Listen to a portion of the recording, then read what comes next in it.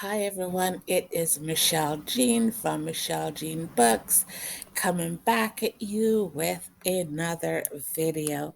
Now, this video is titled Wrestling Dream, March 28, 2023. Now, this is a very, very disturbing dream for me because it had to do with the WWE and Vince McMahon. Now, in the dream, there was this older white gentleman. His son was a wrestler, um, but I'm not sure. I can't remember if he. I know his wife was a nurse, but he wasn't a wrestler. I think he dabbled in it in the past, but he was not a wrestler with the WWE. Now, I asked him because I knew his son was a young wrestler. I asked him, "Did you sell your soul?" And he said, no, he didn't sell his soul. Now, we went on to talk because he didn't have a very good relationship with his son because his son worked for the WWE. Now, with me asking him too if he sold his soul, Vince McMahon came walking, strutting his stuff like he's higher than high or he's higher than God, walking, with his. If you know Vince McMahon, he has this very cocky and, to me, very, how would you say, cocky and, um, unreal walk than to say, I'm Vince McMahon, I'm the head honcho. You have to listen to me. You have to do what I say and or else. So with him seeing me now, me being black, he had a tray in his hand. I know it had broccoli, some and vegetables on the tray. And he just slammed it, dropped it to the floor, expecting me to be his bitch and pick up the tray. I didn't pick up the tray. I just walked by him. It's like saying, bitch, you pick up your own dish, or not dish, but tray. I'm not one of your employees and I'm not your slave. But he didn't like what I did because I walked by him. You know, after walking by him now, um, you saw different wrestlers now. The scene changed where you see different wrestlers coming together wanting to brawl. Now, within this dream, there was Bret Hart with his girlfriend that was there. And in the dream, it just said they are setting Bret Hart up. It was a setup for Bret Hart because they had him there. They were setting him up in the dream. But the funny thing about it, it wasn't like an old Bret Hart. It was a young Bret Hart. And you knew that, what the WWE did to Bret Hart a few years ago when he was wrestling in his younger days, where they, you know, did screw him around, which was not fair. But then, like I said, in this dream, it was a setup. And with me knowing this, I became a threat. I also talked about in the dream too. I was telling the gentleman how some of the artists or some of the performers or wrestlers sold their soul. So because of me knowing this, that some sold their soul, and because as well I know how Vince McMahon was sleeping with some of the female wrestlers, you know, I was so much of a threat that this one girl and I left, and this one girl with black hair, she was, I would say, about 5'6", if not a little bit shorter. I she's on she's on the wrestling roster. I'm not going to go back and look through their wrestling roster to see which one of the wrestlers, female wrestlers, it was. But she came after me now because I know what's happening. I know the secrets, the what was going on in the WWE, how they treated their black wrestlers like crap, like slaves. You know what this man was doing and all these kind of stuff. She felt threatened as well, due to her job, saying that I'm the cause of her. I wanted to make no, I wanted to make her lose her job because I knew too much. So she came after me to literally harm me.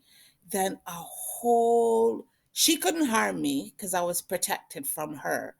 That I continued to walk, and oh my God, the different people, the different men that came after me to kill me after that. I thought I was not going to escape, and I called.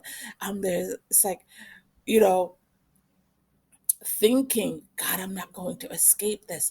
And when you think of men, I don't know if, oh my gosh, I should have looked up the gangs. Like some of these guys, they had tattoos all over them.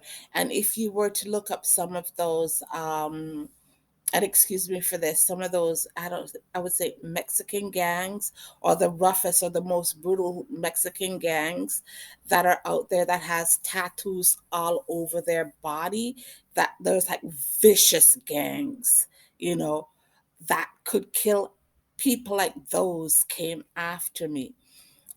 They couldn't kill me. Then there was this other, what, this black gentleman, now don't know him from Adam, but he was the fiercest. He scared the bejeebers out of me. He came after me to kill me, and I thought he was going to succeed. I kept on walking to get away from him. But with me walking now, I saw this lady, white lady. She was laying face up in a casket. She was in the grave, but I could see what she looked like in the casket. It was like hell coming down on me when it comes to death and wanting to kill me. Like, I know what death is all about, but that literally scared me, because in life, in the physical, people when you can see the future, when you can see into people's world, when you can see the atrocities that they are doing, you know you are a threat, because you air out, you're seeing the atrocities that they are doing, some people are doing to others. And I'm seeing the atrocities of what this man has and have done to his people, especially to black people, because he treated them literally like shit. And this is not the first time I've dreamt about the WWE. I've dreamt about them so much times that I've put some of my dreams in some of my dream books that are out there. But it is so not right. You know, it's like, treat people like humans. People aren't rag dolls or a piece of meat that you can just, well, for some they are. I take that back. But like I said, I was a threat. Now, with the wrestlers that are there, all of you, especially those of you in the entertainment industry that has and have sold your soul, one of the things you are not told is when you sign on that dotted line and hand over your soul to your now slave owner, slave master, because this is what these people has and have become. They've become they're your owner. They own you. You are their slaves. You have to do their bidding. Whatever they tell you to do, you have to do it. You cannot say no. Now, with that being said, if you have children, your children belong to your now slave owner, slave master. Your kids have to do exactly as they tell them, as well as they tell you. When you sign a contract with one of the devil's minions and or the devil's children, what that means is that physically you are their slave, but spiritually now, when you die, you become the property as well of the devil. So your spirit, if you say that, okay, you are a Christian and you're going to go up to see God and or Jesus, it is not going to happen. You are bought outright because you have a binding contract with death. So Satan owns you physically and spiritually. Satan also owns any children or child you may have as well. So once your spirit shed the flesh, you have to go to hell. You are definitely going down to hell. Once your children's children shed the flesh, their spirit have to go down to hell. And if your children have children, those children also belong to Satan and or death. They have to go down to hell. It is a one-way ticket. You cannot retrieve your soul from death because you signed a contract in the living, the physical realm here on earth. So it's like Satan gives you one thing, or Satan's agents give you the money or the riches, but they work you as slaves to get the money and the riches. And when you die, you know, Satan still owns you because you have to go to hell and face death in a brutal way. So for all of you guys that has and have sold your soul, sign on that dotted line. Your life cannot be retrieved from hell and or death. Your children's life cannot be retrieved from hell or death. Your children's life and so forth cannot be retrieved from hell or death because you signed over everything about you, including your children, to death when you sign on that dotted line, that contract to say, I rescind my soul. So, yes, I will be and will forever be a danger to those in the corporate world that do shady things because God do show me them, you know, and God do show me that they will do all to kill me because I'm airing out their dirty secrets. And on that note, guys, I am so going to leave off because that was such a scary dream. Can you imagine this girl coming after me? Then all these people with tattoos and so forth coming after me. Dangerous, dangerous people. Then to have this one particular black man or guy that was deadlier than the most, and I'm seeing into hell, the casket of hell. Oh my God. People, if you have your soul, keep it because a lot of you do not know what you are doing when you sign over your life to death. Once you sign over your life to death, you are dead. You are dead. You get everything that is great and beautiful, but remember, though you get everything that is so great and beautiful, death and or Satan owns you in the long run, own the future of your children, and so forth. So yes, it is a deadly game that people play with their lives, and you can't do it. And I know some of you guys are going to say, go back to the Bible about Abraham, him giving 10% of his is wanting to to give 10% of his money to Melchizedek and stuff like that. Know for a fact that Melchizedek, I know a lot of people in the black community say, well, Melchizedek was an angel of God. Melchizedek was not an angel of God. Melchizedek was Satan himself. What Abraham did and what they're not telling you is that Abraham sold his soul. He literally sold his soul for money. So this is why a lot of you that are out there sell your souls thinking that you can retrieve it. They don't tell you you can't retrieve your soul.